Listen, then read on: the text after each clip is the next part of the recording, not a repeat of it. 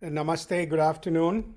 Welcome to this edition of Facebook, a comprehensive overview with tips and tricks at the end of the session. I'm here to welcome and introduce two of our Canada Summer Job students, Harrison and Helen. Can you have your cameras on, please? And say hi to everybody. As always, all of you are on mute till the end of the session. And if you have any questions by then, you can always put it in the chat and we'll try to address it one by one. And at the end of the session during Q&A, you can raise your hands and I will moderate the question and answer session. Thank you. Harrison, take it away. Okay, good afternoon, everybody. Can you all see my screen? Yes. Okay, great. I'll just begin in one moment. Okay, so my name's Harrison, and today I'll be talking about Facebook and giving a comprehensive overview. We'll start off with what Facebook actually is and a brief history. Then we'll move on to the Facebook homepage and features you can find there, followed by the profile page and how to customize it, then the settings and privacy options, and finally some tips and a Q&A. To begin, a brief history and what Facebook actually is. Facebook started off in 2004 as a platform to facilitate social interactions within the Harvard University community. It was created by a man named Mark Zuckerberg and some of his college roommates, and hosted things like photographs and personal information of people at the university. However, it quickly gained popularity among other Ivy League universities across the United States and Canada until it opened its doors to high schools and eventually to the general public in 2005. Facebook quickly turned into a global phenomenon, amassing over 100 million active users by 2008. In 2012, it acquired the popular photo sharing app Instagram, and in 2014 acquired WhatsApp. Nowadays, Facebook has over 2 billion active users and hosts a wide array of features, which we're going to talk about today. So first of all, getting started. To get started on Facebook, the first thing you'll need is a Facebook account. To do this, you can open any web browser like Google Chrome or Safari and navigate to the website www.facebook.com. Alternatively, you can download the Facebook app if you have an iOS or Android device. So if you don't already have an account, it will prompt you with this screen that you see on the right, and you can then click Create New Account and enter in your details following the prompts in each of the sign-up boxes. It is important to note that by signing up, you agree to their terms of service and privacy policy, which we're going to talk about a bit later. It'll then send you an email with a passcode, which you need to enter to verify that you own that email address. So I'll show you just navigating to that site. You can open up any web browser, go to www.facebook.com. You can click Create New Account. And this is auto-filled out all my information. And then all you need to do is click Sign Up.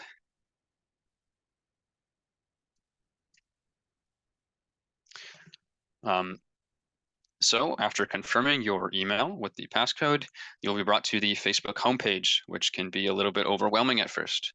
I'm going to highlight some of the components on a computer web browser, but if you're on a mobile device, some of the options will be at the top and the bottom instead of on the left-hand side like you see here. So the center of the screen is where you'll likely spend most of your time on Facebook.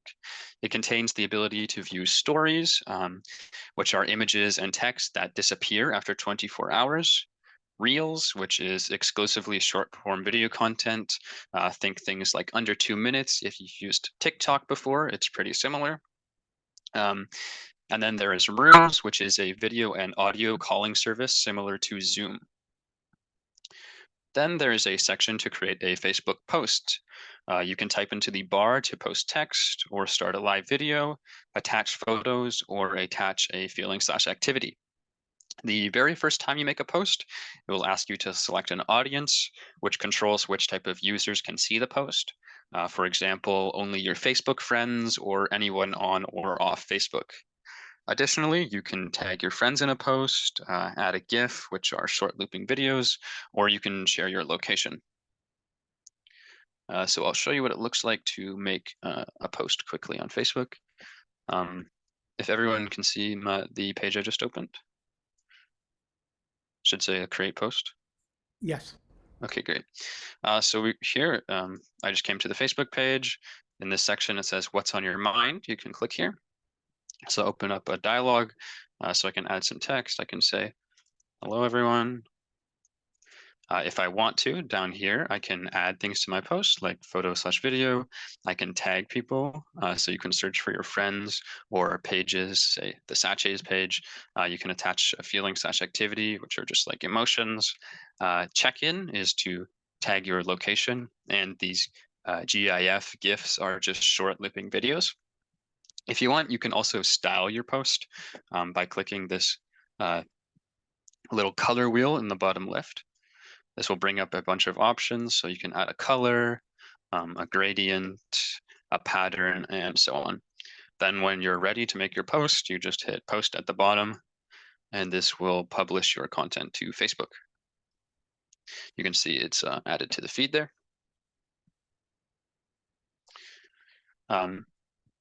So at the bottom of the center column, there'll be an infinitely scrolling feed of posts. By default, these will be recommended posts by Facebook, but once you add friends, it will contain the most recent content that they have posted or shared to Facebook. For each post, you can choose to like, comment, or share it to somebody else. Moving on, the sidebar on the left or bottom bar, if you're on a mobile device, hosts an array of pages. I won't cover all of them, but some important ones are firstly the Find Friends, where you can manage all of your friends and friend requests. Groups, which are communities that consist of people and posts that are under the umbrella of some topic, such as a place, an activity, or an interest. The marketplace allows you to buy and sell various types of goods in your local area. This is similar to sites like Kijiji or Craigslist, if you've heard of those. The last important item here is events, where you can view upcoming in-person events in your local area. Then in the top left, you can search the entirety of Facebook for things like posts, groups, or people. So this is the usual way that people will find and add friends on Facebook. So I'll show you what that process looks like. If I open up my Facebook homepage here again, I can come to the top left, search Facebook.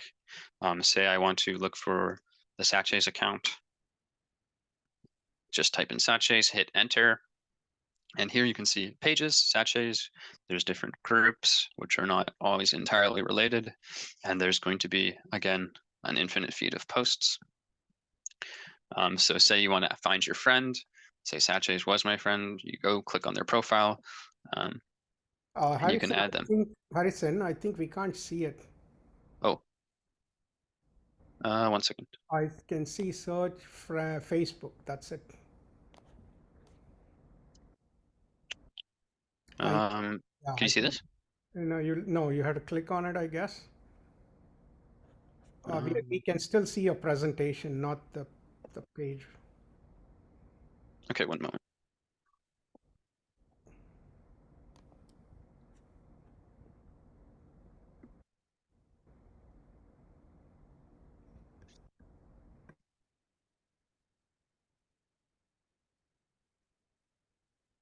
Can you see this? Yes. Okay, yeah, so just in top left here, search Facebook, type anybody, Sachets. It'll show you the pages, groups, people, and then a feed of posts. So say you want to find your friend, if your friend was Sachets, you can find their account, click on it, and then interact with them however you'd like. So you can send them a message, add them. For Sachets, there's some extra options like you can call them or like their page. I'll swap back to the presentation now.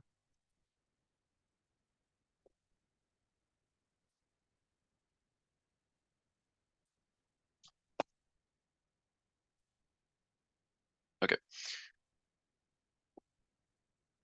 And then lastly, at the top right, you can access your messenger where you can message friends and your notifications. There is a lot of redundancy on Facebook, so you'll find these options in many places. Next, we're going to talk about your profile page. Here you can customize your profile for yourself and visitors to your page. You can access it by clicking this icon in the top right of the Facebook website.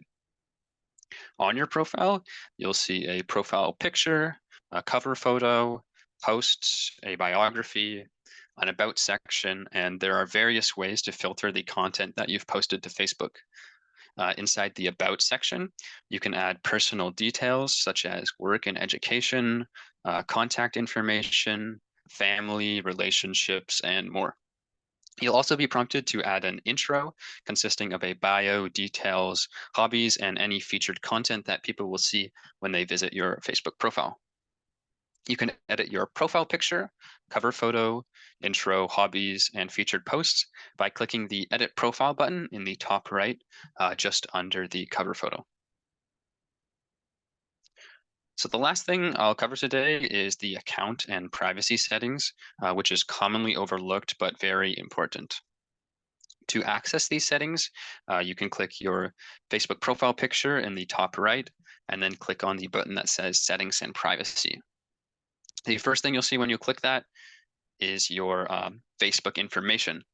This is where you can view all the information that Facebook has collected on you, including all of your posts, your activity log, and off Facebook activity that Facebook can track inside other apps that aren't actually even Facebook.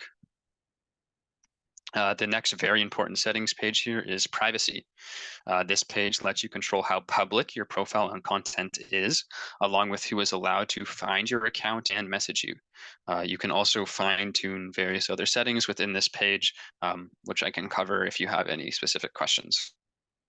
Lastly, there is the Meta Account Center, which is where you can view and edit additional information tied to the registration of your Facebook account, as well as other platforms that Facebook owns. So this includes things such as personal details you used when signing up, your password, and other security options such as two-factor authentication, ad preferences, payment options, and more. So lastly, I'm just going to cover a few things to remember while you're using Facebook. So some tips and things to remember. The first very important thing to know when you're using Facebook is who you're talking to. If your privacy settings allow anybody to add you as a friend or message you, then you have to make sure you trust them and are certain of their identity before giving out personal information. This also counts if you're posting information to your Facebook page and your account is set to public. Anybody can access your page and view that information, so you should be careful. Next, you should have strong security. It is highly recommended to enable two-factor authentication through that Meta Account Center, which we just looked at. This will add your phone as a second authentication point besides just your password. This is probably the most common way people will lose their Facebook accounts to hackers if you do not have two-factor authentication enabled. Then you should make sure you stay updated. Facebook is constantly updating on mobile devices. You can make sure you have the latest version in the iOS or Android App Store, and on the website, it'll automatically update. And the last thing to know is that for Facebook, information equals money. So you can keep track of what Facebook knows about you in the settings page, because this is how Facebook earns their primary revenue stream. They sell information to advertisers about what you do on Facebook and other apps, and then they will serve you targeted ads. And that's all I'm going to explicitly cover in the presentation today, but we'll do questions and answers if anybody has any questions. If, if you have any questions, you can raise your hands. At the bottom, there's a reactions button. If you click that, you will see there's a button called raise hand. And then once you click that, your name will appear and I can allow you to unmute yourself.